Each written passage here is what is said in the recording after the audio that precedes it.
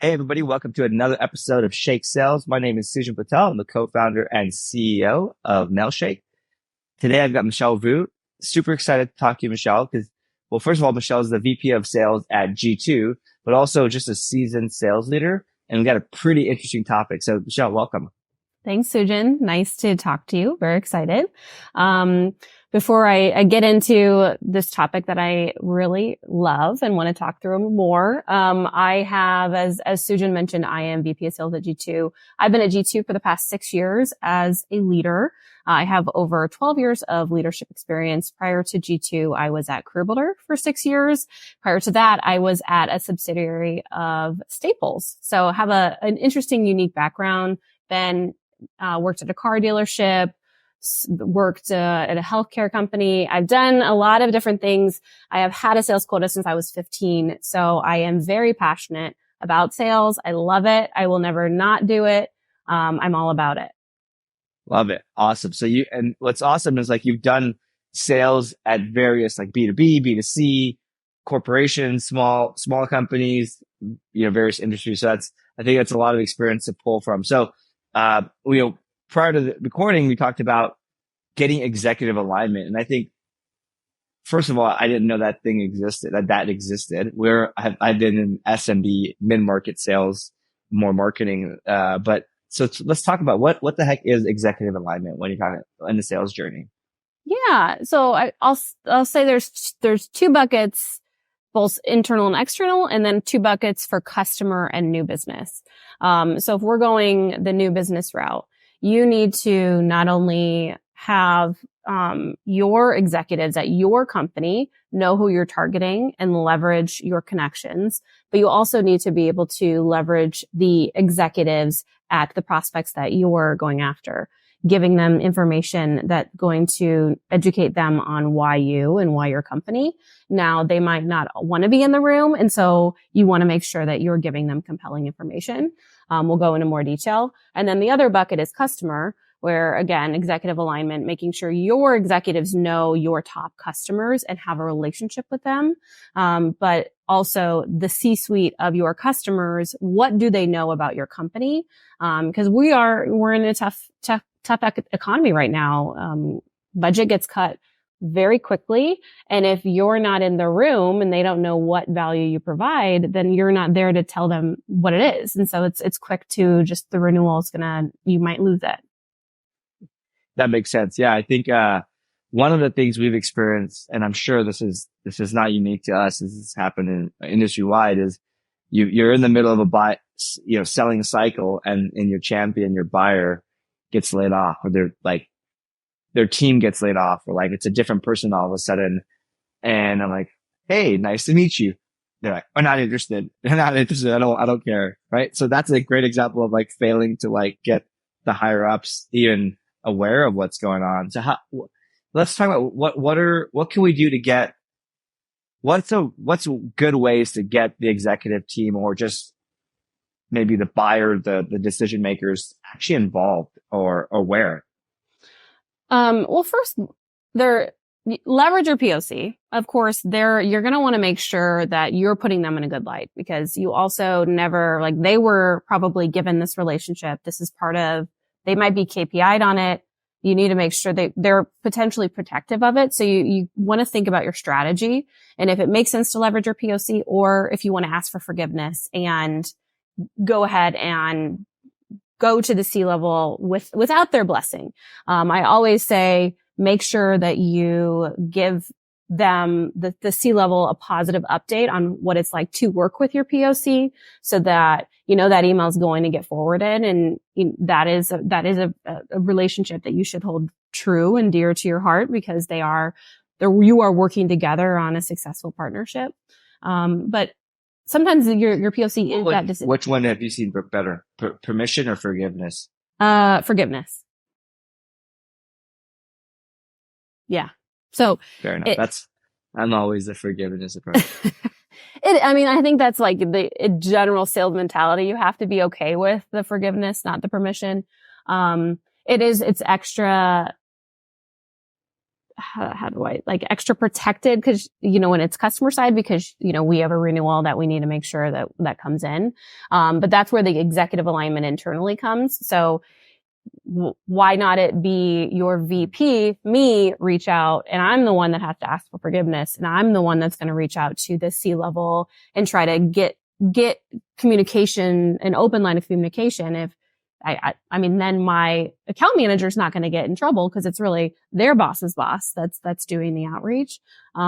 It's one of those things that it's not done all the time, but it is a very, very simple thing to do. I am sending emails all the time to try to connect with our customers just to get a response and get a connection. Sometimes it's really just for feedback, for me to say like, hey, how has your sales process with my account manager been?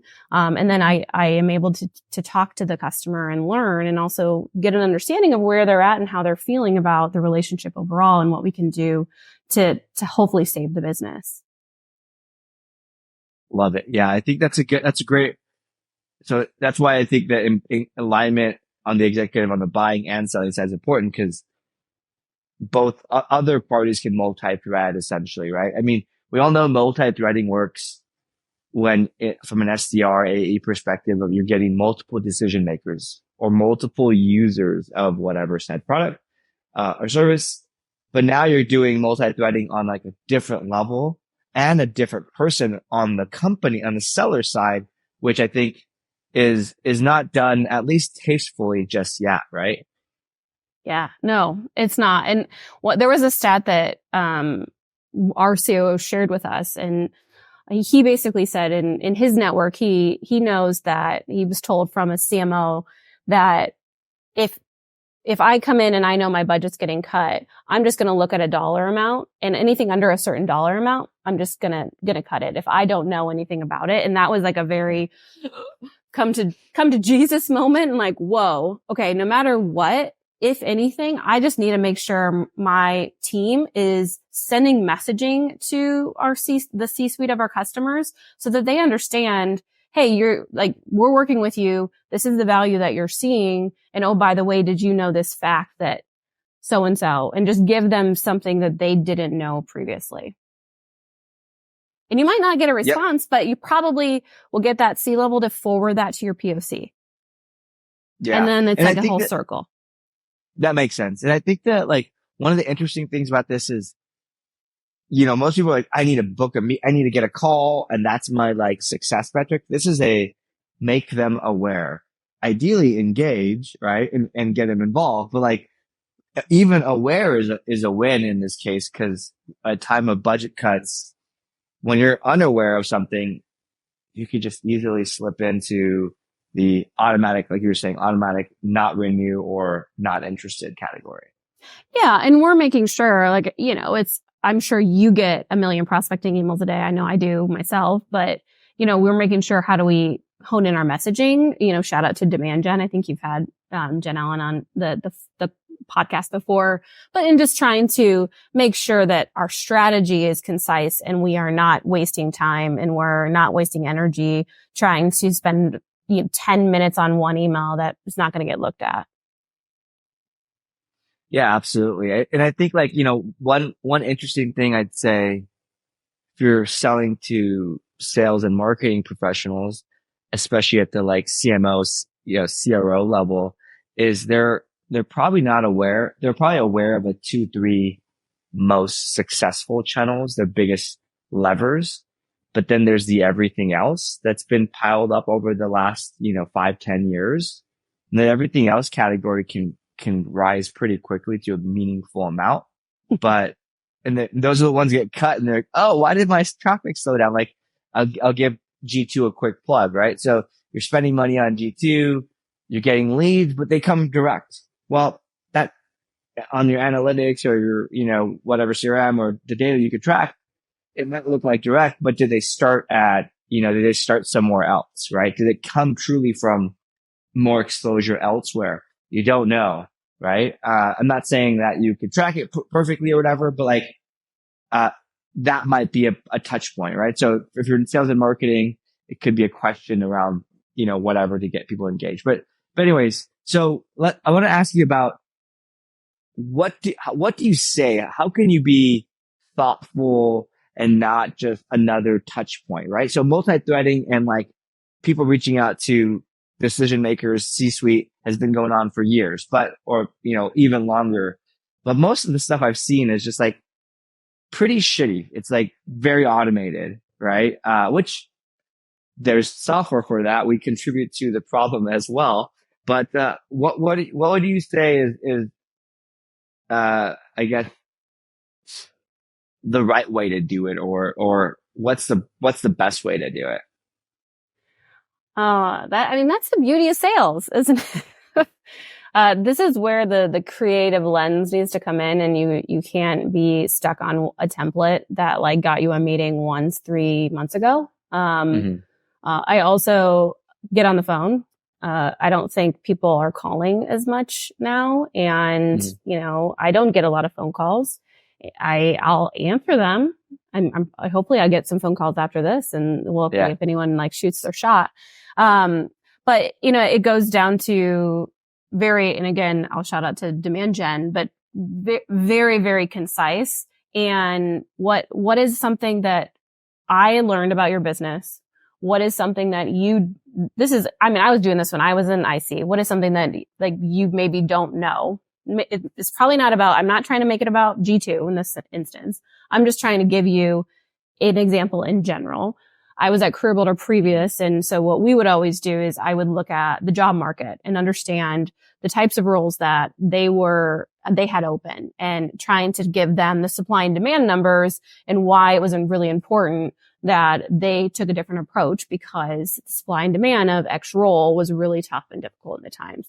And so it's like, how do you come in as a thought leader to stand out from the noise and don't talk about your company? Like, why I don't care about your company right now. I'm caring about solving my BHAG goals, Yeah, that makes sense.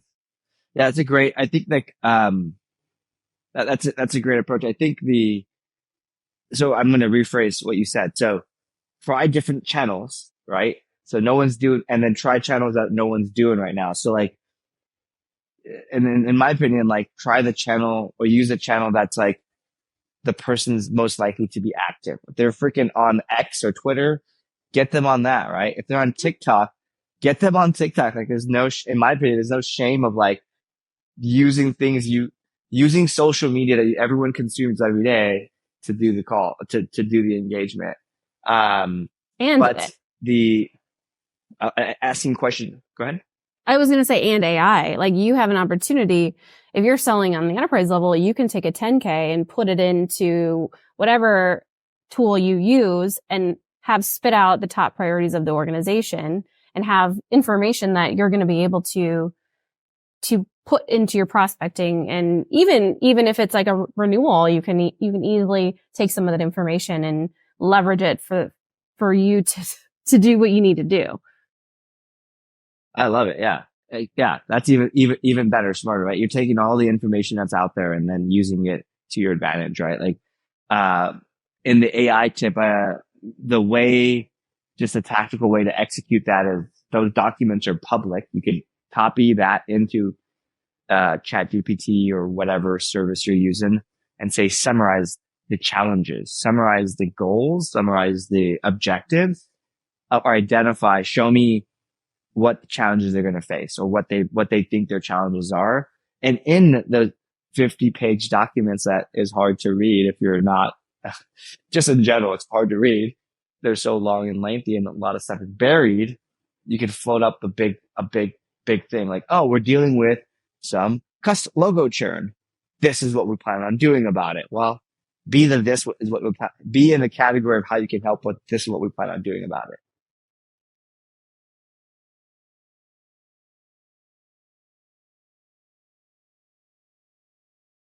Can you hear me okay? Yeah, you cut out. It's a little choppy. Sorry. I got the same thing on my end. We'll just edit this out. Yeah. I've marked this as a choppy, but, it will upload fine. It's just yours and my connections is not great. It's the server is fine. Okay. Good. What else can we talk about on this particular topic? Can we wrap up with one thing or one one more question. Yeah, I think if you look at setting your own personal goals and, everybody's going to have input metrics. We're in sales, so you have things that you drive for, but I think what's going to set you out, from the crowd when it comes to this topic, which this topic is going to pay dividends. If you're able to get more people involved in your conversations and your deals, you're going to renew at a higher rate, expand. If you're in the new business, get bigger deals. Is set a goal per account. Like, how many contacts am I going to get on this deal? And write them down, share them with your leader. Make sure that it's unique. You know exactly the targets that you're going after. Build out your account planning doc so that you're starting. We just started our fiscal 3 weeks ago, so we're starting to do that right now. But even if you're a month and a half in or 2 months in, you could easily do this to make sure you're set up for success this year. And it's almost, we're in a tough gig. It's hard. And so this is also a little win. If you're able to get somebody on the phone that you had on that list, that's exciting, small win. Share it with your leader, give a shout out. Those are the fun things that I like to do, to that the small wins obviously build up to the big, but it is the little things that help drive us. So that would just be my takeaway to think about what you would want to do with your own business. Love it. Yeah. I think I was talking to guests earlier, on hiring sales reps and sales folks, AEs in this time. And we're like, it's not the output these days. It's the input. And this input, if you could say, it's building momentum, it's building willingness to do these things. And I think it's taken every win that moves a deal slightly forward, right? It's this might not be from prospect is interested to ready to buy, but this might be interested and decision maker engaged, one notch over. And right now that's a win.